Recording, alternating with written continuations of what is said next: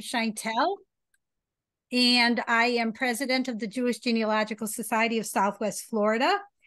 All of you are muted, but when you want to talk, you can unmute yourself. And later on, David will have question and answer period. I wanted everybody to know that you all have an opportunity to join the JGS of Southwest Florida. The dues are only $25 a year per person or $30 for a family, and you really get a lot out of the programs. And I'll give you one example. Many years ago, we had a speaker give an introduction to Jewish genealogy. Yes, I was a beginner too. And the speaker taught everybody about a website called jewishgen.org. And it was a website that I hadn't heard of. And the speaker told us on this Jewish Gen website, there is a feature called the Family Finder, where you can look up people that are tracing the same surnames and places as you, or you can even post yourself on there so you're listed. So to make a long story short, I went on the Jewish Gen Family Finder very shortly after I learned about it. And I saw that there was somebody named David Ellis who was tracing the Taub family. So I emailed David Ellis, and look who's speaking here today. We are 6 cousins once removed.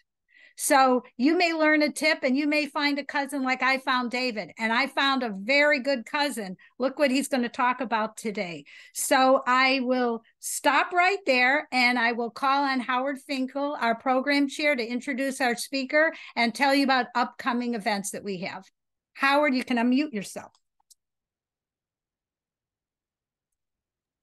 Okay, welcome everybody, and this is our first program of the season, and we have an exciting season. So let me briefly tell you about that. We meet the third Sunday of every month at 1 o'clock between November and April, and this year, for the first time in 3 or 4 years, actually 3 of our programs are going to be in person. And we hold those meetings at Aviva Kobernik.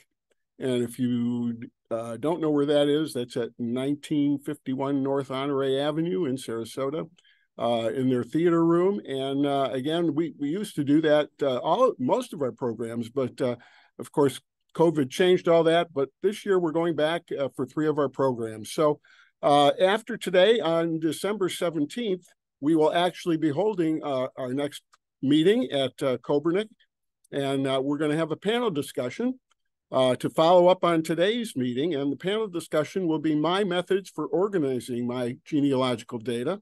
And the panel members are Jim Haberman, Kim Chantel, and Scott Mandel.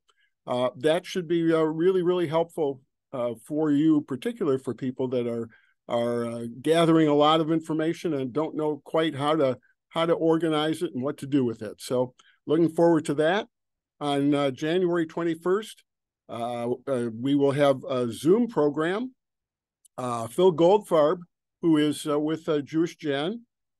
Phil is going to talk about traveling to America in steerage and whether to admit or deport our ancestors.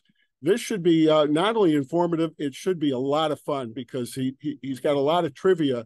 You know, there are all kinds of, we were talking earlier before we started, we were talking about all the Bubba mices and everything. Well, there are so many concerning our ancestors and their travel to America and their arrival to America and Ellis Island, and whether or not their names were changed and all that. So look forward to Phil Goldfarb on January 21st. And again, it should be informative and fun. On February 18th, we will have another in-person meeting at Kobernik. It'll be Daniel Horowitz of MyHeritage. And Kim, you know, I forgot to, he finally told us what the program title is, and I forgot to mark it down. Do you have that handy? Oh, you're muted.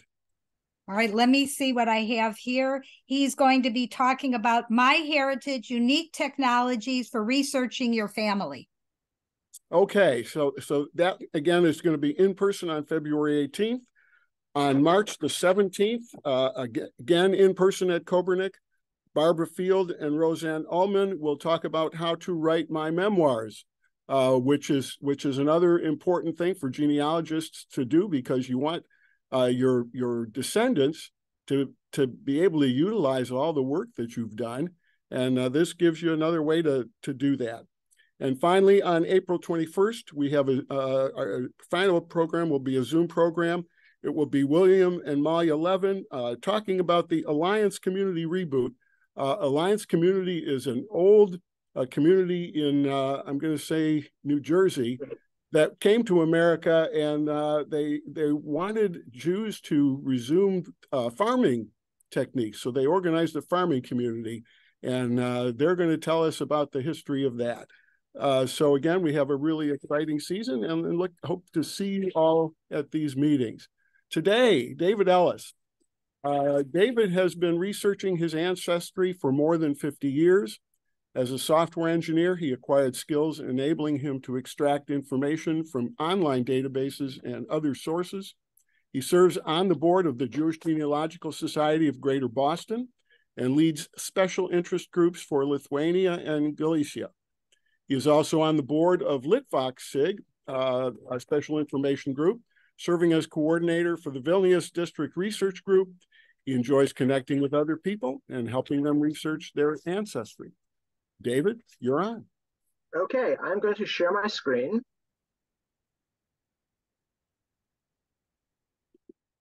And start a slideshow here.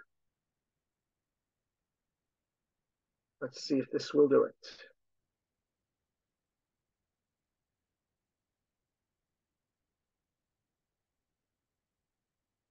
Slideshow from beginning. Okay, does everybody see the screen? Yes. Yes. Okay. Let's see if I can advance it. So about my experience, much of this has been covered in my introduction. And it's started long before we had access to computers. And once we had computers, it accelerated. So just one thing is I have engaged in a lot of correspondence with other experts, other researchers, and other people who ask questions of me, many relatives. I probably have about 10,000 messages sitting there archived. And getting help from other people has really advanced my own research. It's very much a collaborative endeavor. So why bother with this? The number one goal is to learn our personal and family history, who we are. We learn it for ourselves, for our children, for the family at large. We can tell the stories of people who are no longer with us. We can make connections with relatives we didn't know before, and with other researchers. We can solve a lot of mysteries, make a lot of discoveries. So some of the discoveries are more interesting than others. I'll leave it at that. And some of the things you want to learn from researching your family: what were the names of your ancestors? When and where did they live? And for those who came to the United States, why did they come? And if you've got photo albums and you don't know who all those people are in your old photos, that may help. And finally, you have a lot of family stories, and genealogists necessarily have to become fact checkers, very much so. So a lot of it is researching the family stories, finding out how accurate they are. In doing your research, there may be surprises. Sometimes you'll find about an ancestor who had a criminal past. Some of the dates that will be quoted to you in your research are suspicious, not exactly accurate. You'll find some colorful characters, people that everybody has forgotten about, early deaths, people who are institutionalized. So there's a lot of stuff that you might not expect, but you may find. So surprise is not just about your relatives, but about their biological parents. There is an acronym called NPE, which stands for non-paternal events, or it also stands for not parent expected. So these are instances where the parent you thought you had isn't your birth parent. It can be about you. It can be about any of your relatives. And a lot of people don't want to know. So for them, if you don't want to know, maybe you shouldn't ask. But if you're curious, this thing can change your life and lead you in brand new directions you never thought of. So this is another kind of surprise.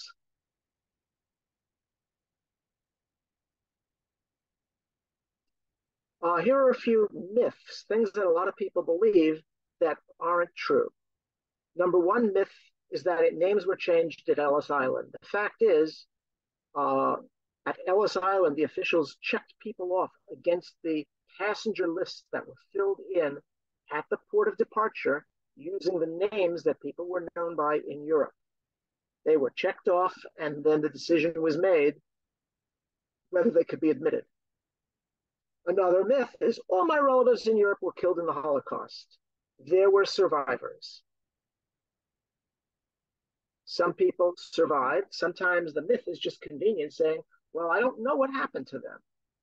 Another myth, all the records in Europe were destroyed.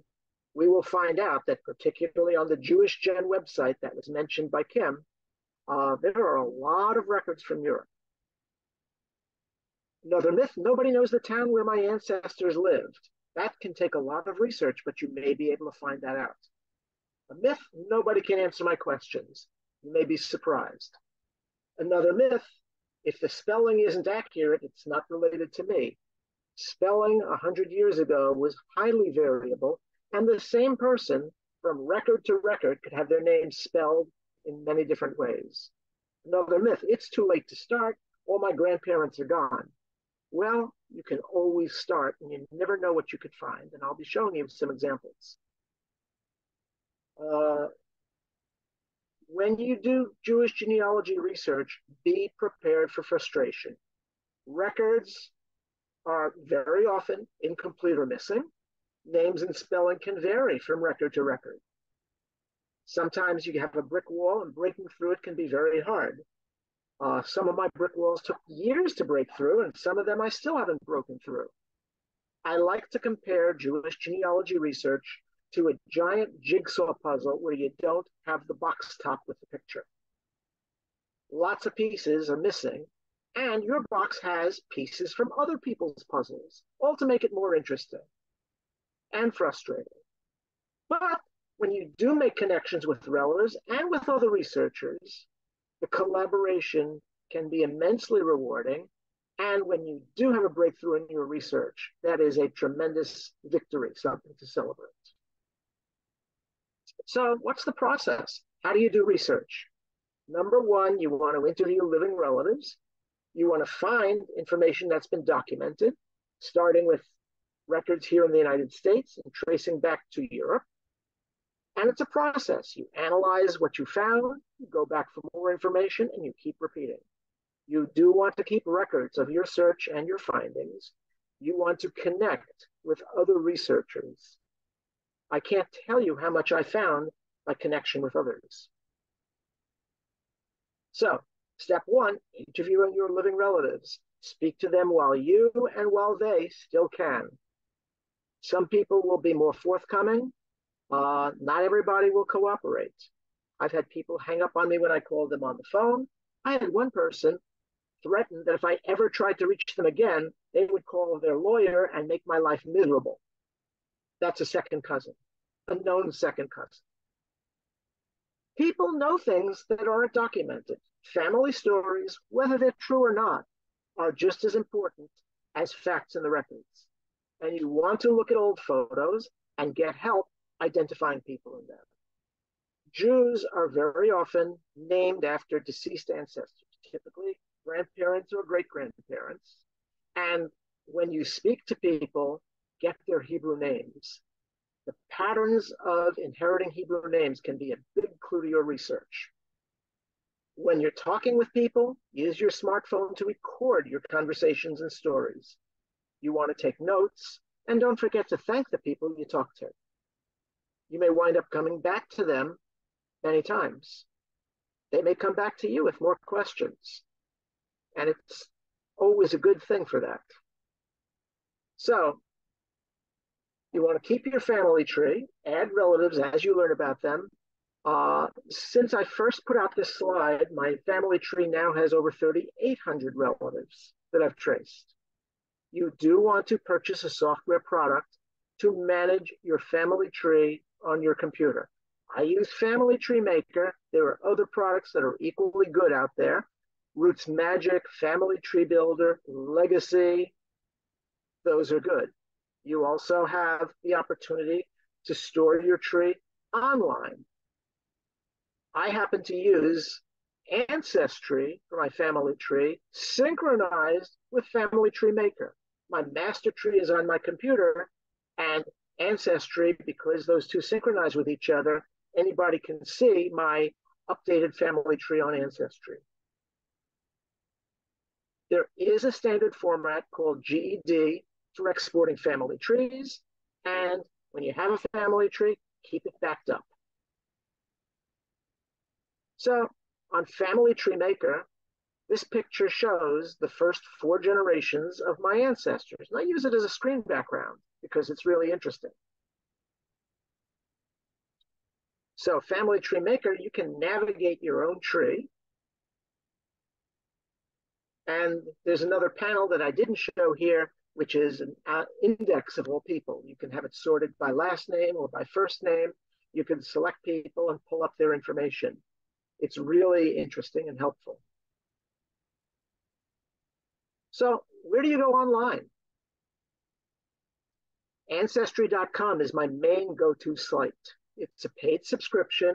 It's $200 a year for just the United States and $300 a year if you want to also have their worldwide subscription. But most public libraries have an Ancestry subscription that you could use for free. And if you go there and you want to download stuff, bring a flash drive. FamilySearch.org is another main site. It's maintained by the LDS Church. It's free of charge. You just have to set up an account and log in. MyHeritage is a pay site. It's based in Israel. And when Dan Horowitz speaks to your society, he'll show you all about MyHeritage. And there are plenty of other sites. Some of the search sites that you may use, there's one called stevemorse.org. I'll show you a little bit of that lately. There's a site called fultonhistory.com, which has copies of newspaper articles. Findagrave.com has information from cemeteries. And of course, you can always find stuff by Google. So, of Jewish interest, the main site that we use is jewishgen.org. Other sites are yadvashem.org, which has Holocaust pages of testimony. I found pages describing the deaths of many family members. JGSGB.org is the homepage for my Jewish Genealogy Society, and I'm sure your society has its own homepage, and so do other societies. Facebook groups are a very good resource. Some of the main Facebook groups for Jewish genealogy are Tracing the Tribe, Jewish Genealogy Portal, and Jewish DNA for Genetic Genealogy. There are many others, including Facebook groups associated with particular locations your ancestors may have come from. So I'm going to give you a taste of actual research now, looking at specific resources, what you find out from them, and just note, most of your searches will fail, and being persistent can pay off. So here's a study. I'm going to do my great-grandfather at the right, Abram Ellis, and my grandfather, Robert Ellis, is top center in the photograph at left, and he's surrounded by other family members. Top left is my dad. Bottom left is my grandma, and next to her is her father in 1944. So we'll be looking at this branch of my family as an example of how to research. So I was a teenager. I sat down with both my grandparents, and I'm going to talk more about my interview with my grandfather. He knew the names of his brothers and sisters and their children. And when you do genealogy research, knowing the names of your great aunts and great uncles and their children, who would be your parents' cousins or your first cousins once removed, that really helps you build out your trees. And speaking to relatives is important to get that information from your tree. My grandfather knew the names of his parents. He knew when they died. He knew where they were buried, but he obviously hadn't visited the cemetery in years. And he said that the Ellis surname was originally pronounced Yoilish. So that gave me the names of my great grandparents, or two of my 8 great grandparents. What was more informative, more enlightening, was how little he knew. He didn't know who he was named for, and I found that out just 2 years ago. His parents and older siblings came over in 1888 and 1889 from Europe. He was born in the United States 2 years later and did not know where his family came from. He didn't know what happened to his relatives back in Europe. He assumed they all died in the Holocaust. He did know his father left a sister behind in the old country and corresponded with her as long as he was alive.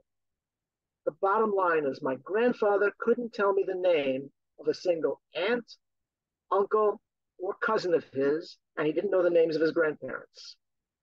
So that wasn't much to go on. And some branches, you'll get a lot of stories, you get a lot of information. Some branches, you won't get very much. So I'm going to tell you about what to do in starting your research when you don't have much to start with. So the first place I visited was the cemetery where my great-grandparents were buried.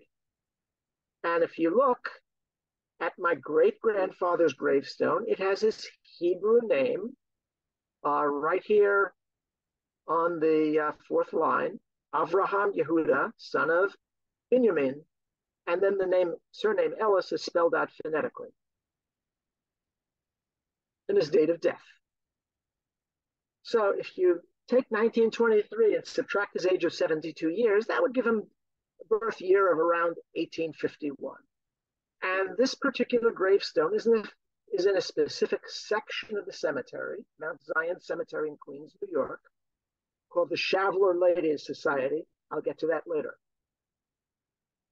So I also pulled his death certificate, which had more information than the gravestone. Important things about it: his birthplace, they said it was Russia, which could be anywhere in the pre-World War I Russian Empire, which encompasses countries today: Latvia, Lithuania, Belarus, Ukraine, Romania, Poland, Moldova. They're all part of the Russian Empire. So where in the Russian Empire was he from? This didn't tell me. And it gives the name of his parents. His father's name, Benjamin Ellis, agrees with the gravestone. And his mother's name was not on the gravestone. It said Lily Yolis. Now, the field says maiden name of mother, but Yolis wasn't her maiden name. That was how her surname was pronounced. Her married surname was pronounced back in the old country. So now I've got the names of 2 great-great-grandparents from this branch. So I tried to find his immigration records.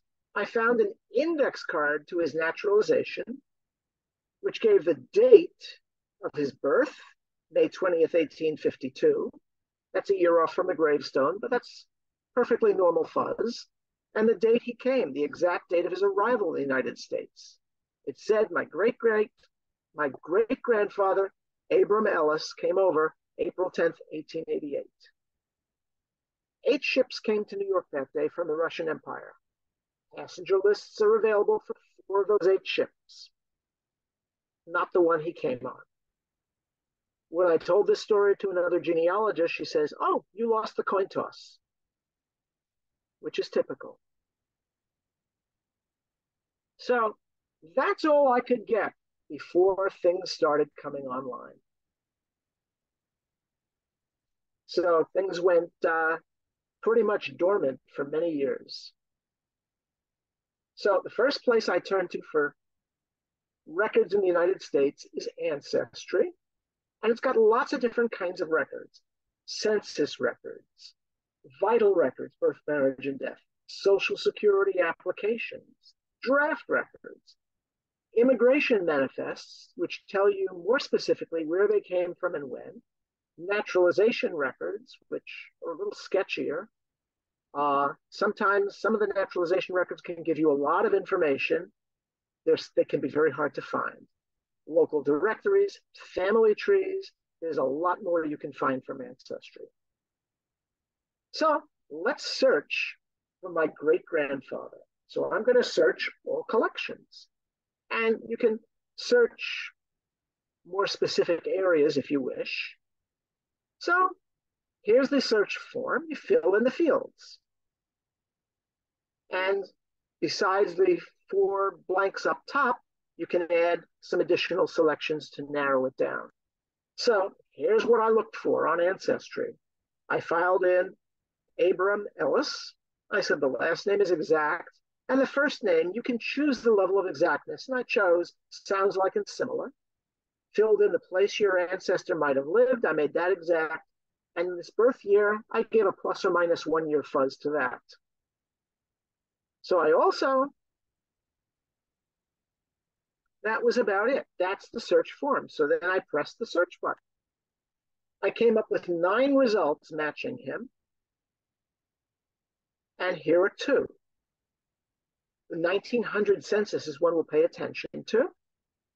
And the link that says 1900 census, if you hover over it, you get a panel that pops up with details, and you can actually click the view image link and you can get the image.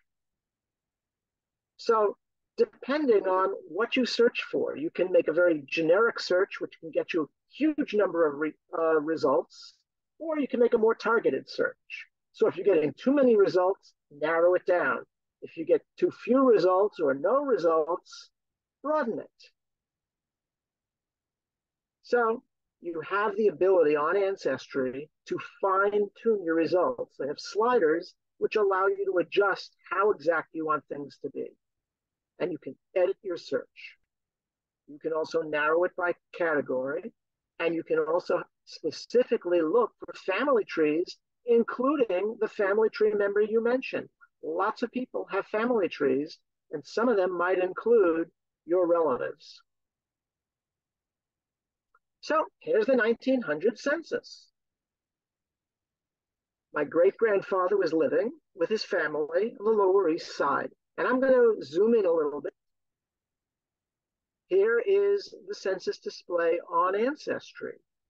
I saved it as a file to my computer, and the family is in color. Abram Ellis, his wife Eva, and 5 children. And my grandfather Robert is listed as Ruby. In 1900, he was 10 years old. Or maybe only 9 years old. He was listed as 9 years old, and the record said his birth year was 1881. No, that's not true. Don't trust everything you see here. So here's the close-up. You'll see it shows relationships, age, marital status, years married, how many children, country of birth, Russia. My grandfather and his identical twin brother were born in New York. The older 3 siblings were born in, quote, Russia. Well, where is that? And different censuses from different years will have different sets of information. But a good hint is to look at other censuses, and you can actually get a trace over time of your family.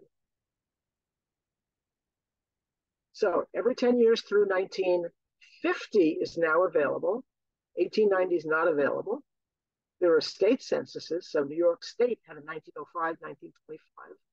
Multiple census records can give a picture of your family over time.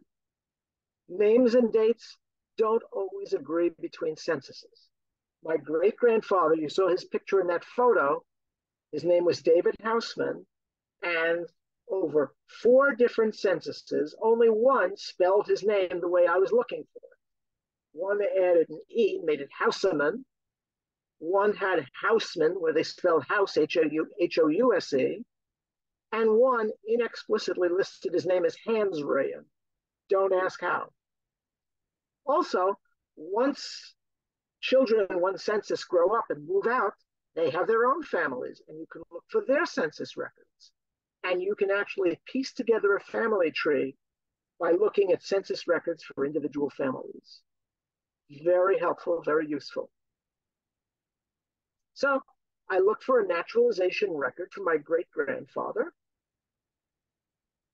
And this was the certificate of citizenship that was granted. This one had minimal information. Other naturalization records, specifically petition for naturalization, have more information. This one doesn't tell you anything I didn't already know. But it has my great-grandfather's signature at the bottom, which is cool. So, World War II draft cards. My great-grandfather was long deceased by then, so here's the World War II draft card for my grandfather. And here's the World War I draft card for my grandfather. June 1917, when he registered for the draft for World War I, he was 26 years old. Here's his signature. Now, my grandfather's service record said he was inducted November 1917, and he was honorably discharged December 17th, and they used the abbreviation SCD, Service Connected Discharge, because he was 50% disabled. And the record doesn't say it, but he had hearing loss as an adult, so that might have been the cause of his discharge. So, what are some other places you can go for records? FamilySearch.org has similar connections to Ancestry, but sometimes it'll have things that Ancestry doesn't have. It's a free site, and they have something called a catalog search for more experienced researchers. You can actually browse unindexed microfilm images by location, category, and date. MyHeritage, similar search, record collections. You can do a basic search for free, but if you want their advanced search, you got to pay for it. There are lots of records you can get from these sources. So that's one set of sources. Now I'm going to show you one more source that's very interesting. It's called SteveMorse.org. Steve is a researcher who actually developed front ends to other people's databases where he could search them better than their own search engines. And he has lots and lots of databases you can search. So I was looking in New York City for my grandparents' marriage record. And sure enough, you can look it up under Vital Records, New York City Bride Records. And I searched for my grandmother's record. And what did I find? Here she is. Here's the marriage record. This gives the date they were married, the certificate number. And the image link here will go to something at the LDS website, familysearch.org, but it's restricted, so you have to go to an LDS family history library to get it. Or since then, a group called Reclaim the Records has made Vital Records available from New York City, and there's actually a place you can go and find the original marriage record, and I found it. Now, the important thing is tracing back to Europe. If people or their ancestors came from Europe, that's where you really find the information you want.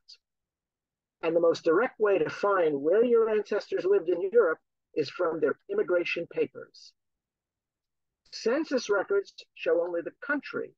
The manifests will show the town. Given names, of course, are from the country of origin. So names are Americanized after immigration, often with the same initial. But figuring out what the name was back there and comparing it to the name here is not always based on rules.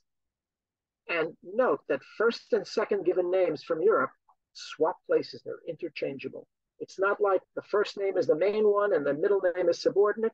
You have two given names, and people can be known by either, and sometimes they change places.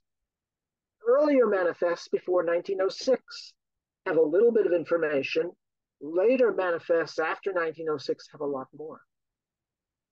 So Ellis Island opened in 1892, took in most of its immigrants before the United States changed its immigration policy in 1924 and made it much more restrictive. So we're going to look.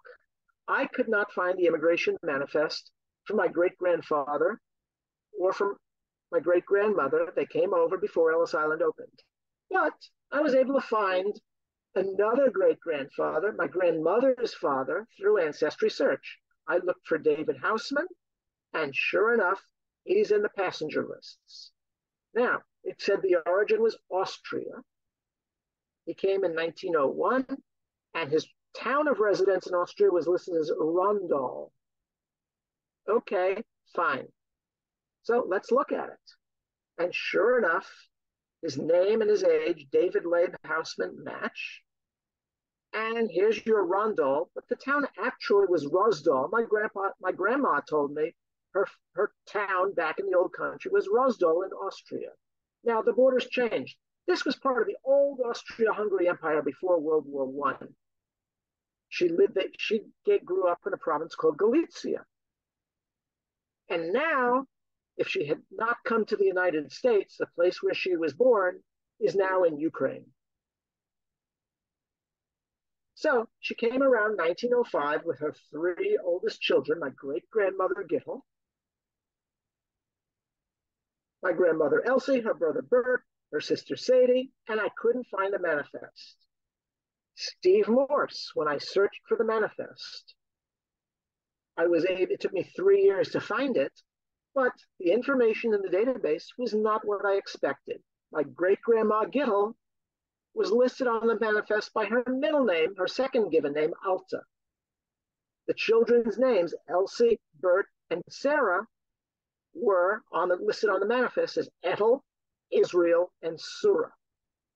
Sadie was a Surah. Elsie was an Etel. Those were their Yiddish names. Bert was an Israel. His name was Isidore Bert, and I didn't know that. So the real tough thing is Houseman was the surname, but somebody looked at the manifest and read the script U as a script N, so it was entered into the database, and you had to search as Hansman. And her immigration, unlike her husband's immigration, was Bosdow. Same town, they scrambled it. So I searched for it. It took me 3 years. I looked for the first name starting with E. And that you can't do on Ancestry. They require 3 letters for starts. Last name starts with HA. I narrowed down the range of years of arrival, and I specified the year of birth. And I searched, and sure enough, here it is, Etel Hansman from Bosdow. And when I looked at the image, here it is, Alta Houseman. It looks like Houseman to me, but whoever transcribed it into the database said that's an N, so put it in as Hansman. You'll find lots of stuff like that when you're looking for records. You've got to be really flexible and sometimes twist your mind into knots. You got to be flexible, you got to be creative. So now, what do you do when you've found the town? How do you trace your ancestors in Europe? First thing is you want to know the geography and history. Note that the borders changed over time. Had my grandma stayed in the house where she was born, she would have lived in 4 different countries. First Austria, then Poland, then the Soviet Union, and then Ukraine. You want to find records in the databases that are available online, noting that the original records are often handwritten in a foreign language. So, the big place you search for Jewish records from Eastern Europe is Jewish Gen. You go to their page, they ask you to log in, you can register for free. And here's the register page. You click the register link, and either you log in if you're already registered, or I'm a new user and want to register, you register for the first time. So what are the resources you can get on Jewish Gen? On their homepage, under the research tab, one of the things they've got is the country and topical databases. And you actually get a list of all kinds of databases here, by country and by category. And we'll see an example of that a little later on. So earlier on, we talked about the Jewish Gen Family Finder, which is available under the Connect tab on their webpage. It lets you find and contact other researchers by town and surname. And more important, it lets other researchers find you. So these are the actions that you can do when you're in the Family Finder. You can search the database. You can enter, make new entries. You can change or edit your entries, and you can list your entries.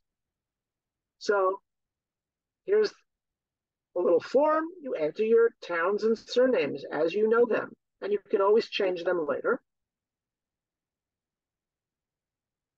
And here's part of my list of ancestors. Note that I have Houseman from Stry, which is now in Ukraine. I've got my surname Ellis, spelled Yoilish here, and there were plenty of others. So how do you search the Jewish Gen Family Finder? Let's suppose I want to find people looking for Housemans. I search for Housemans in Ukraine.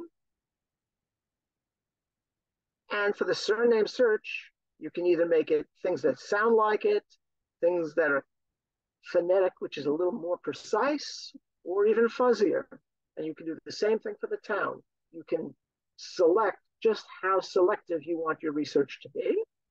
And sure enough, from Houseman, you got my entry. And we also have another Houseman from a nearby town of Mykolaiv. His name is Alan Houseman. I contacted him, and we wound up exchanging information by email, hundreds of messages. And it turns out he's related to a different David Houseman than I am. The two David Housemans are probably second cousins, but we're not successful in finding records that would connect our family tree. So you can find lots of things. In another branch, I actually found some living third cousins from a branch where my grandpa said died all in the Holocaust. Well, Jewish Gen Family Finder, when I found a surname and looked it up, guess what? Gave me the name of a researcher who was in South Africa. I contacted him by email, and he was able to put me in touch with a third cousin in California whom I never knew. So you can also use the Jewish Gen database to find your town. Under Discover, there's a town finder, also known as Communities database. So you can look for information about your town. So here's what you fill in, and you have options for how you want to search under search method. So I looked for Rondall, which was what the manifest said for my great-grandfather. And sounds like search said nothing. But when I did a fuzzy search, sure enough, it found Rosdal, the town, part of the Austrian Empire, the Galicia province, and the current name in Ukraine now is Rozdil. And there's a little icon here, and if you press this icon, it gives you a whole page with information on the town, like this. And even a little bit of a map. And listed nearby towns. And here's a list. 90 people are searching in this town on the Jewish Gen Family Finder. So there's lots of information you can find from the town finder. So if you want to know about the specific town your relatives came from, Town Finder is valuable. So now, how do I find my great-grandfather on Jewish Gen? You put together what you know, the clues. Census records say he came from Russia. I couldn't find his immigration manifest to identify his town in Europe. But Remember the section of the cemetery I mentioned he was buried in the Shavler Ladies Society. That's a burial society associated with a town in Lithuania called Shavli. We have his parents' names from his death certificate, and we have what the name was pronounced, Yolich, back in the old country. So those are the clues. So how am I going to search Jewish Gen? Well, the burial society suggests he was from Lithuania. So I click Lithuania on the list of databases. There's an all Lithuania database sponsored by an organization called Litvak-Sig. So I go to litvaksig.org, and here's their search form for the old Lithuania database. And I filled it in for Abram, sounds like Yolish, whatever it is, and here's what I found. I did a phonetic search for Yolis, nothing. I changed it to the broader, sounds like 880 records. And among the census records, which are called revision lists in the Russian Empire, I found this family. And this looks like it could be my great-grandfather's family. The head of the household was Benjamin. His wife was Rachel Leah, and they had a son, Abram. Well, Abram, son of Benjamin, Rachel Leah. Could that be Lily? Possibly. How do I confirm it? And where's that sister that my grandpa told me his father had? What do you do with this? Well, remember, my grandpa had two older sisters. I tracked down some second cousins who were grandchildren of those older sisters. And what do they tell me? Well, everybody knows our family came from Vilna. Made me feel a little stupid. But they had the information and I didn't. And the two second cousins told me their mothers, whose names respectively were Lillian and Regina, both had the Hebrew name Rachel Leah. And then I found on Ancestry a naturalization record for my grandfather's oldest sister, Anna, and the naturalization paper said she came from Wilna, Russia. That was enough to confirm. So when you're looking at records, when you're searching for records, the number one question you should ask is this my family? And then you gather more information, and then you decide whether that information is finally conclusive enough to say, yes, this definitely is my family.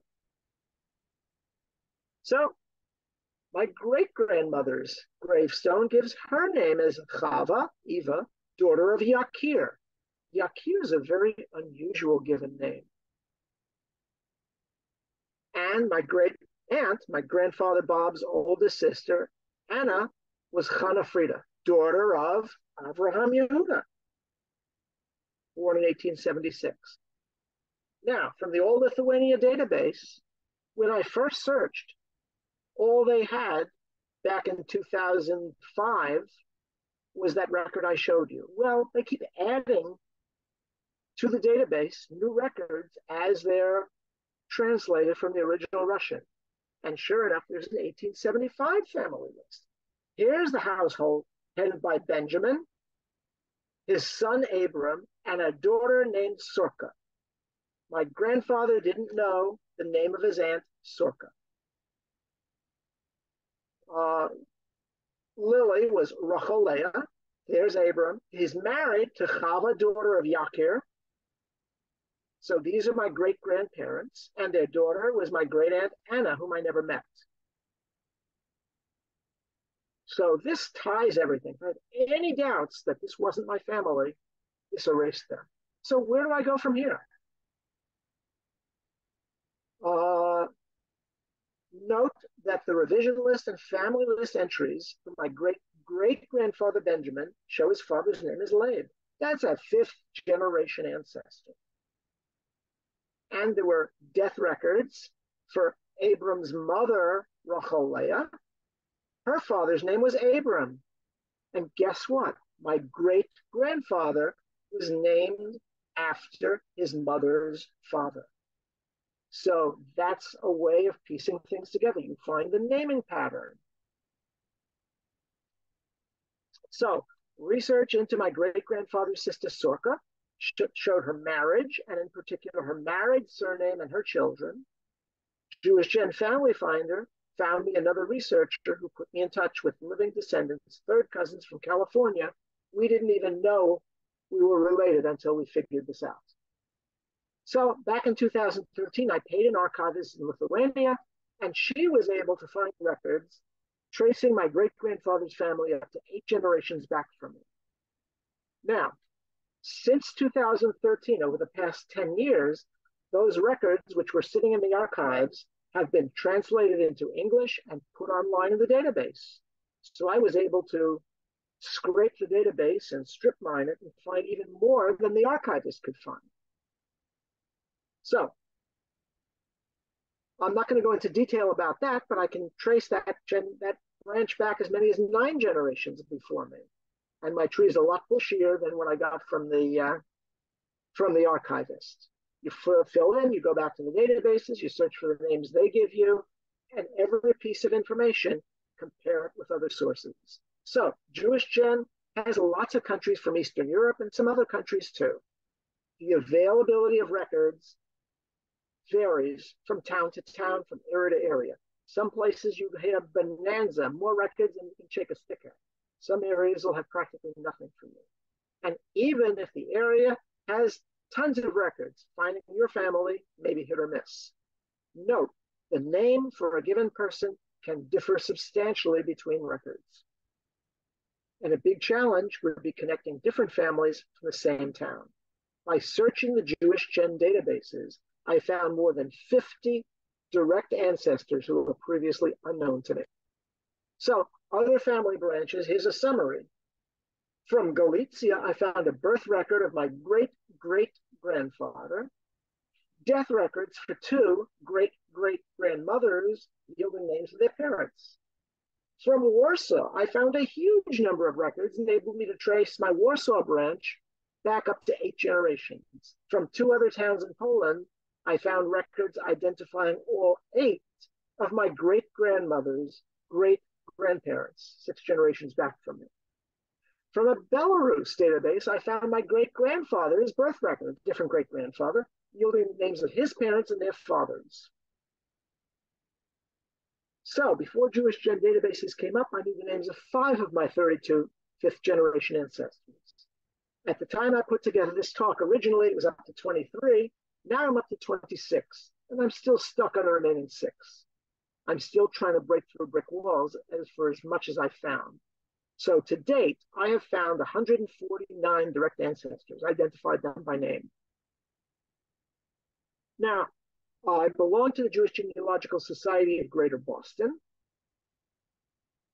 And this page is mostly for people in the Boston area when I do outreach on behalf of the society to tell people about the society. But there's one thing that our society does that may be of specific interest to you and your society members. And that's a genealogy course that we teach. It's lectures, computer workshops, and one-on-one coaching, 8 evening sessions. And usually it's in the spring, but this year it's going to be in the winter. It covers basic principles, strategies, skills, online tools, and resources in much more detail than I can do in this talk. Jewish migration, changing European borders, immigrant ancestors in the United States, more details on how to find ancestors in European records, Holocaust victims and survivors, finding family members in Israel. I actually teach the session on DNA tests and results, and there is a link to register if you're interested in. It's not a cheap course. It's $250, but for what you get, it's amazing. This goes into huge depth if you really want to get into it. So, final words. I'm going to close the talk now. Brick walls can be broken. You need to be flexible, creative, and above all, persistent. And new information is added from time to databases, so it's an ongoing process. Take another look at the resources. You may find something you didn't see last time. Definitely reach out to other researchers in your family and outside your family. look for how well puzzle pieces fit together. You can find help from very unlikely directions, and you'll get used to your setbacks and take great pride and pleasure when you do have a victory. There is a link here to my slides in PDF form, and Kim has agreed to post the slides in PDF on your society's website so you can download them if you wish. So now I'm going to exit, stop sharing, and answer questions.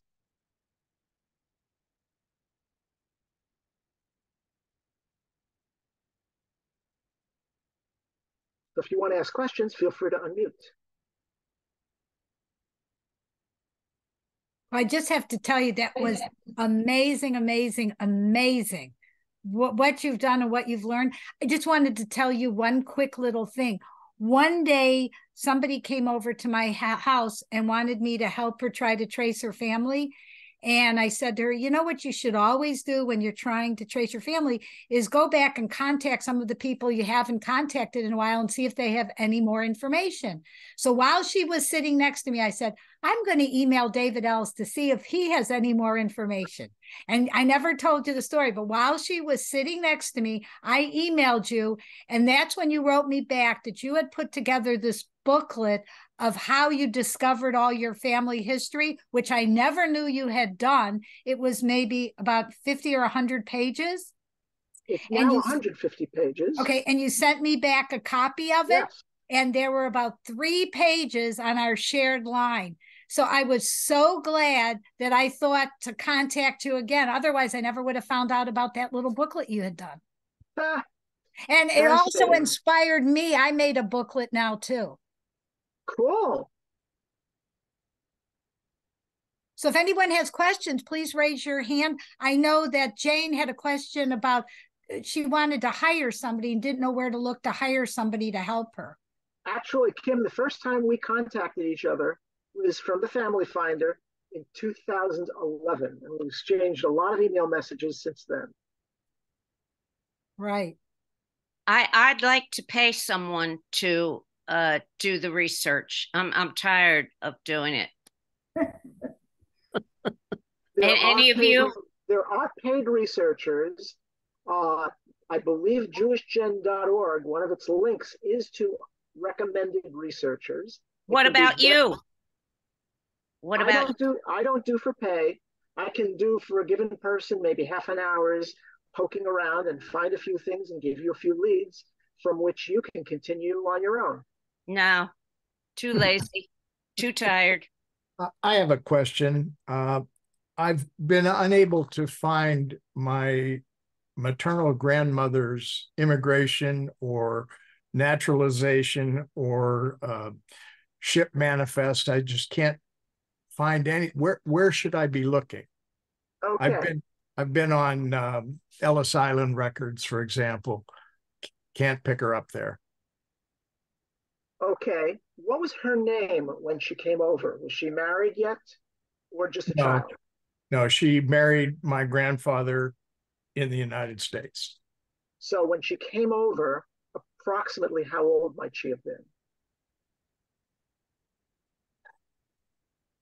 Did she tell you when she came over? No. Okay, then you may find census records. Some census records will tell you year of arrival, how many years in the United States. Now, what was your grandmother's name? Maiden name? White. And I think she was from Poland. So it may not have been White. It might have been Weiss. Something else. Or it could be Weissblum or something like that. And her first name?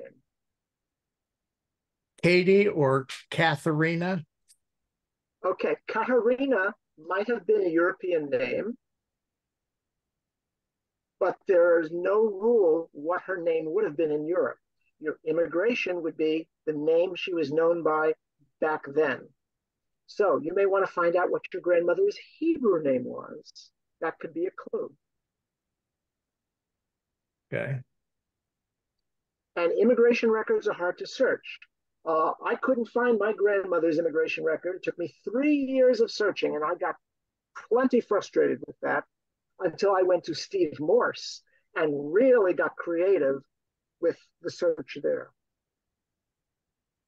Okay. You have lots of dials you can twiddle and fine tune the search as broad or narrow as you wish. And it's not easy. I have a great grandfather. I still haven't found his immigration manifest, and I took it to two experts in the field. From Ancestry, there's a woman named Krista Cowan who specializes in Jewish records. She found immigration records for lots of people. She couldn't find my great grandfather's immigration record. And there are other people I've consulted, and they couldn't find it. And we put our heads together. Sometimes you don't succeed, but sometimes with a little help, somebody can point something out to you, and they'll say, by gum, there it is. So there's no hard and fast way, but again, persistence, flexibility, and contacts. Collaborate with other people. You never know who might have a piece of information that might help you a lot. Thank you. David, what's the era or lifespan of your oldest ancestor you've identified? My oldest ancestors that I've identified are 9th generation ancestors, but they are in records for 8th generation ancestors, which give their father's name, a patronymic. So they might have lived as early as the 1720s. That's a guess. Most of my branches don't go back that far. I have branches, quite a few branches that I can go back 4 generations, maybe 5 generations, and I'm stuck in the middle of the 19th century in Europe. And brick walls, I've had standing, some of these brick walls I've had standing for 50 years, and I've been unable to get anywhere. But other branches, I've gotten a lot of progress. I paid $400 to a researcher in Lithuania to get some results from the archives. And now the results are online 10 years later. I paid a researcher in Belarus a couple of years ago, and he found some records for another branch that got me back as many as 6 generations. So it all depends. You combine things. You can talk with other researchers. There was a researcher I contacted on the internet, and he was able to help me find my ancestry in yet another branch. So you'll never know how many different ways you can find things that you never expected to find them. But by all means, find people you can collaborate with, people in your family. Maybe somebody will be interested. Maybe somebody will know something you don't know that gives you a lead that breaks through one of your brick walls. David, Howard speaking. Most of our ancestors took surnames probably early 1800s, late 1700s. How do you deal with before that, when there were no surnames, when they were simply dealing with patronymics and everything? I mean, it makes the research so much more difficult. Do you have any hints as to how to deal with that? Yeah, now this is something that you have to go back before the early 1800s, before this problem rears its head. So yes.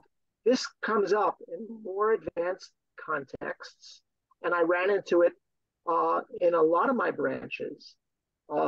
Jews in Eastern Europe generally were assigned surnames around more or less the beginning of the 19th century.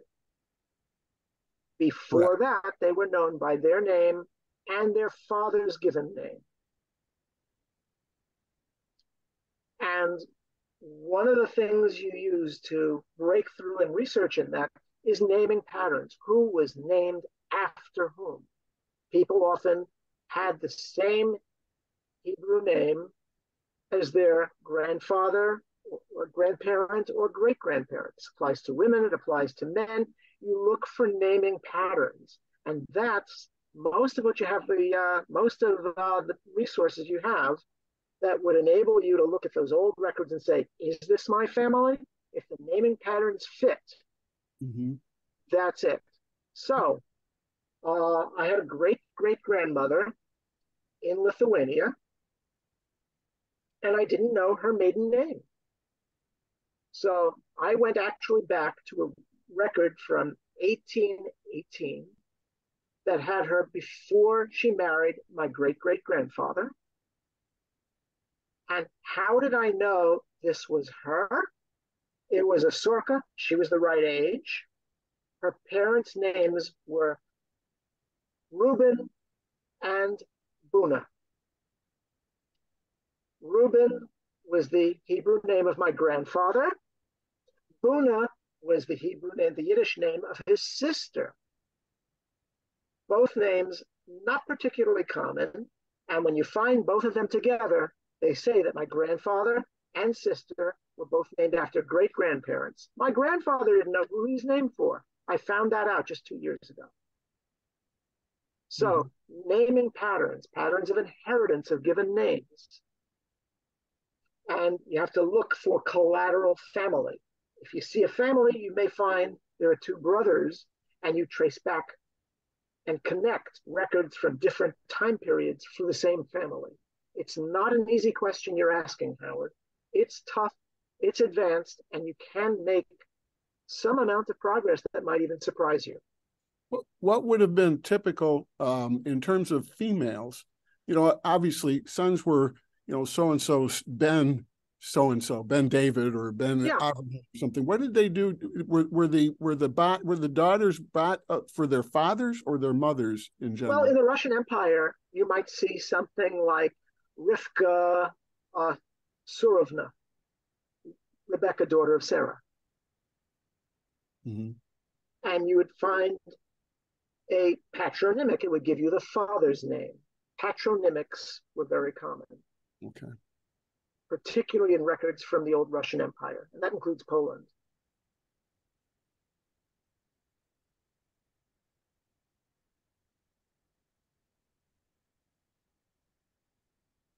Anybody else?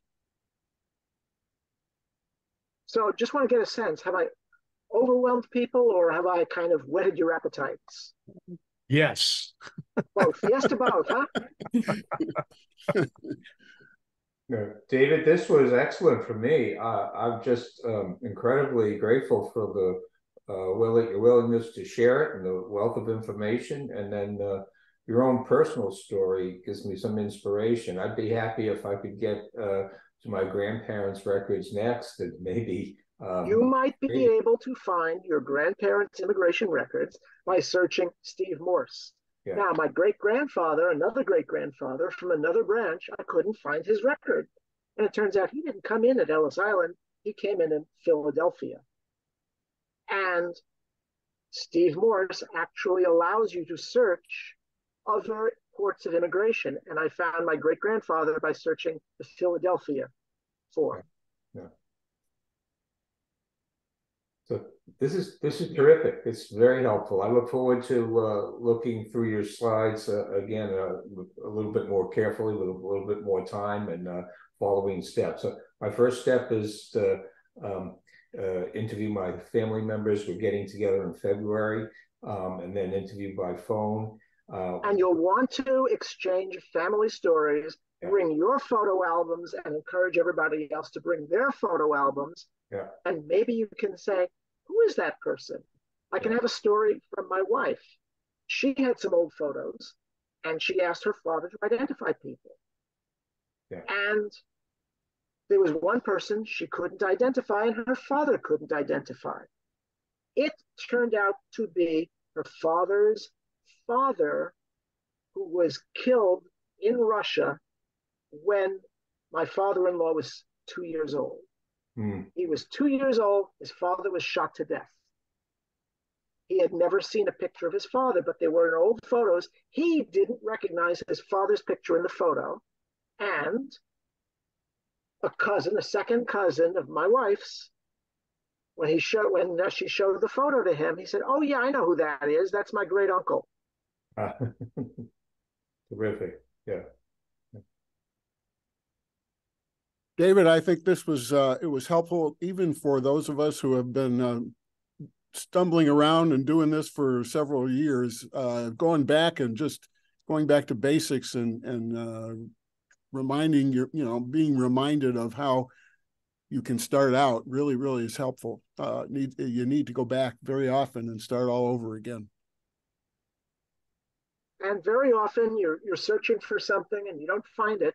And then years later you realize, oh, gee, I didn't search that way. There's something else I should have searched for or searched under. And then you may find something. Well, and the other thing is there are digital records coming online all the time. And so things that you haven't been able to find before, 6 months later may show up.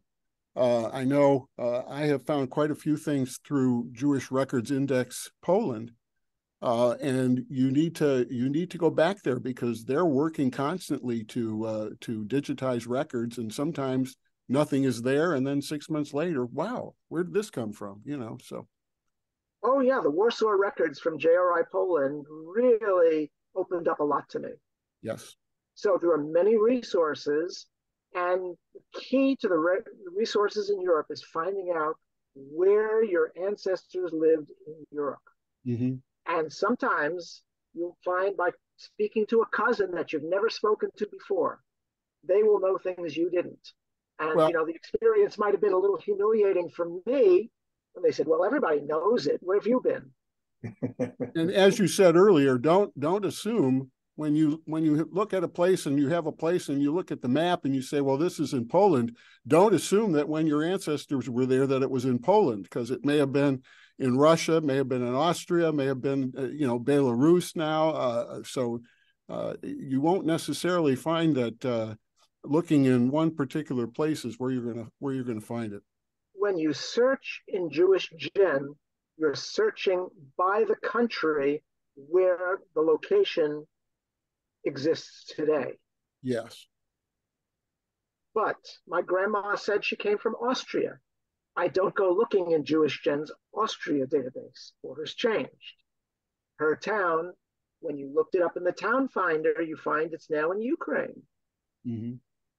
And as it turns out, you won't find it in the Ukraine database, but from the Galicia province of the old Austrian Empire, the records are actually in JRI Poland because that area was all part of Poland after World War I. Yeah. So there's a lot of geography, changing borders. Sometimes you have to think in different ways about the same thing. So you got to be flexible, you got to be creative, and you got to be persistent. Well, and yes, and I always thought that my relatives were from Poland, but the name was Finkelstein. Well, Finkelstein is a German name, and if you go back far enough, when they took their surname, the place they were from was actually part of Austria.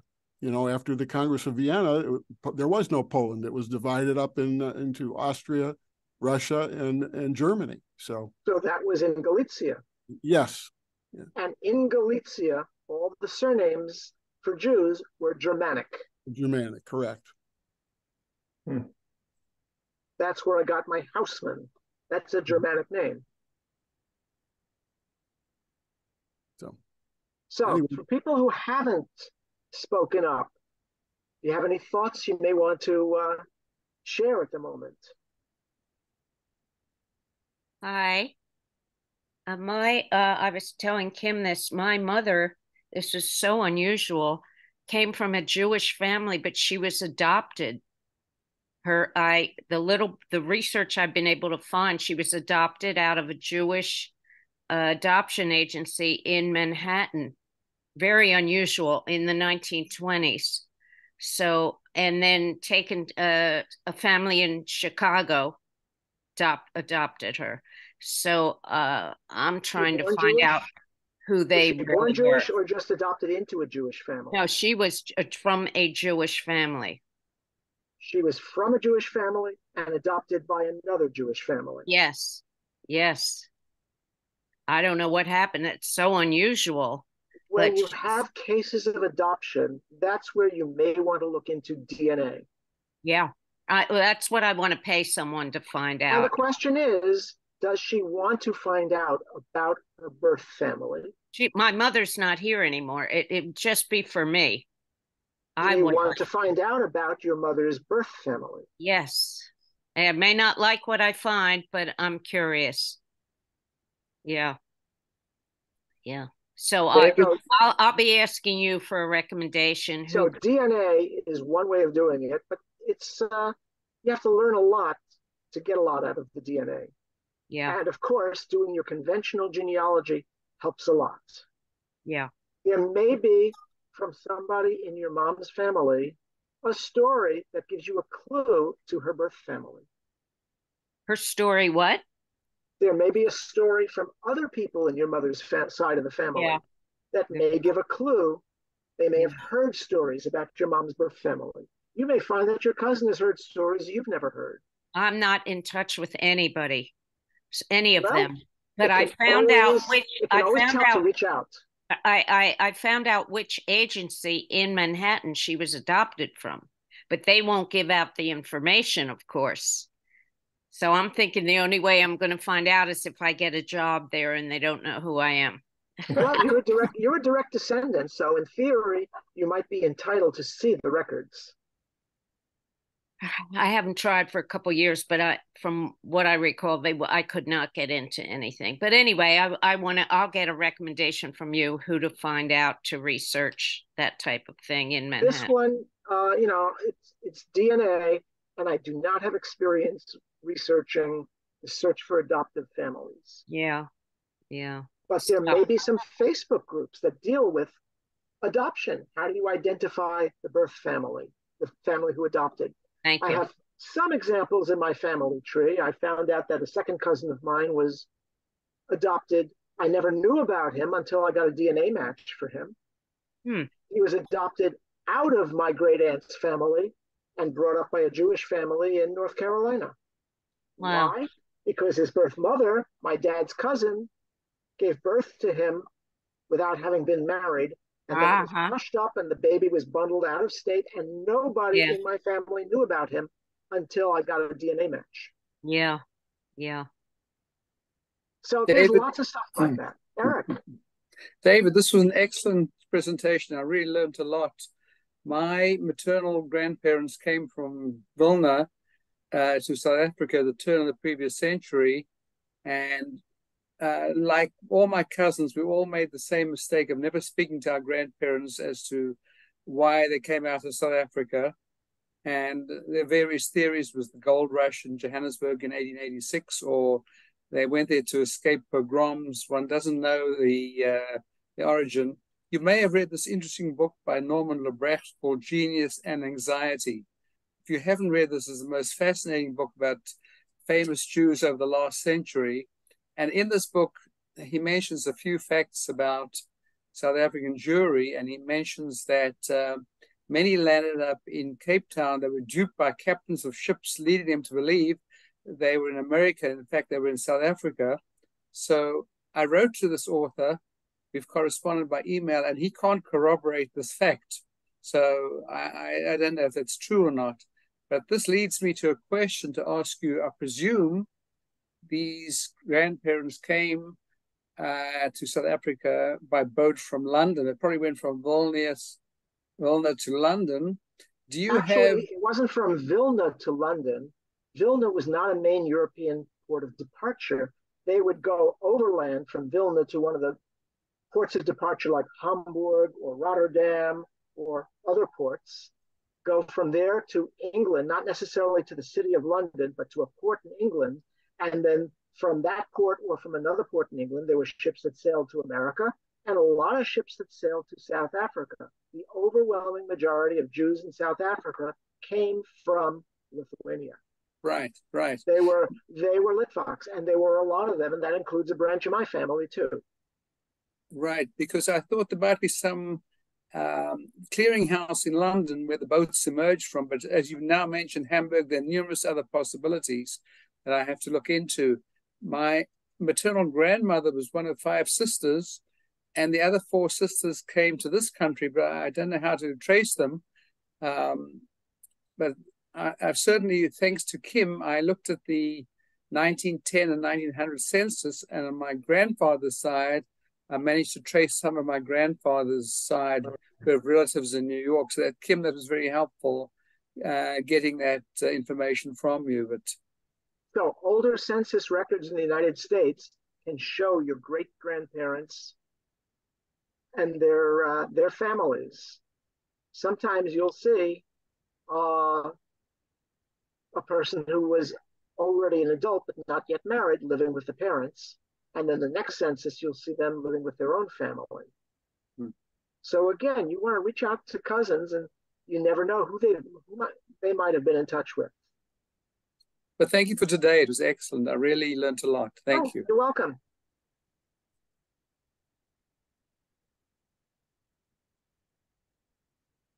You spoiled us today, David. Thank you. Well, you get plenty of other lectures. Thank you. If you really want to go in depth, there's our societies course. David, I'm just curious if you haven't already said, when did your family leave Lithuania and how did they pick South Africa? Well, this was my great-grandfather had a sister. She got married, and one of her sons left for Lithuania. Oh, I didn't know if they were driven out. No. Oh. There were a lot of reasons why Jews left Lithuania, some of which are pogrom-related, some of which are economic-related. Jews from Lithuania, some came to England, some stayed in England, some went directly to the United States from the ship in England, some went to South Africa. How did they pick South Africa? That's curious. That's a good question. South Africa was accepting Jews. Wow. At the time. Wow. And so was the United States. They go where the ships go. They buy passage. So let me tell a little story about this, because a third cousin of mine is still living in South Africa, and she wanted to apply for Lithuanian citizenship so she could have an EU international papers. So it turns out her grandfather came to South Africa from Lithuania. I dug up his birth record, his internal passport record from Lithuania, his parents' marriage record, and that was enough to establish that her grandfather was born in Lithuania and was there during the period when Lithuania, after World War I, became an independent country, so she would be eligible for citizenship. And I had to ask another researcher to help find her grandfather's South Africa immigration record. That was beyond me. I asked another researcher, and he couldn't find it. And he went to a third researcher who did find it. And putting everything together, she was able to get accepted for Lithuanian citizenship. It was a group effort, a real collaborative effort. Wow. When the Jews went from Lithuania to South Africa, did they have to pay anything to South Africa? I think what they paid was fare for the steamships. Just that. Okay. That's right. And they came in and they brought money with them. Now, in the United States, in order to be accepted as a U.S. citizen or accepted as an immigrant into the United States, you had to be have enough money or career or capabilities so you wouldn't be what was known as an LPC, likely public charge. I don't know the rules for South Africa. I see.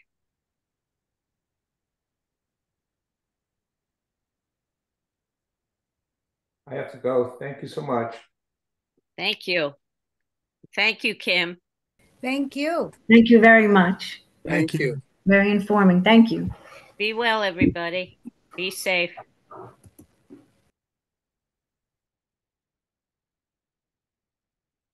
Kim, I'll be sending. Oh, I'm going to stop this recording.